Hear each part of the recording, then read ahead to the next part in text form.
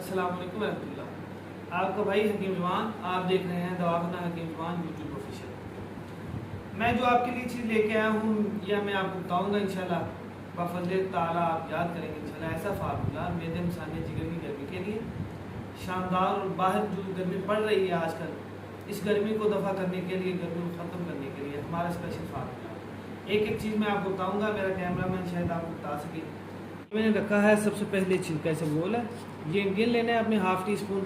उसके बाद ये है गूंद कतीरा, गूंद कतीरे के बाद साबत इसबगोल, ये भी ये तुखम रेहान है। और इसके साथ तुखम बलंगू, तुखम बलंगा भी से बोलते हैं। ये हमारा शब्द सफ़र या शब्द मुफर्रा है, स्पेशल अपना बना हुआ, ये आपने इस्तेमाल करना है। ये ऐसी लाजवाब चीज़ है कि एक गिलास ताज़ा पानी के अंदर आपने हाफ टी स्पून पाँचों चीज़ों की डाल के 3 से 4 ढक्कन इसके डालने हैं। रात को भिगो के रख दें, सुबह अच्छी तरह हिला के इसको पिएँ। मेरे मसाने जिगर की गर्मी खैर आबाद हो जाएगी इंशाल्लाह। आपका भाई हकीम ज़बान। वस्सलाम, अल्लाह हाफिज़।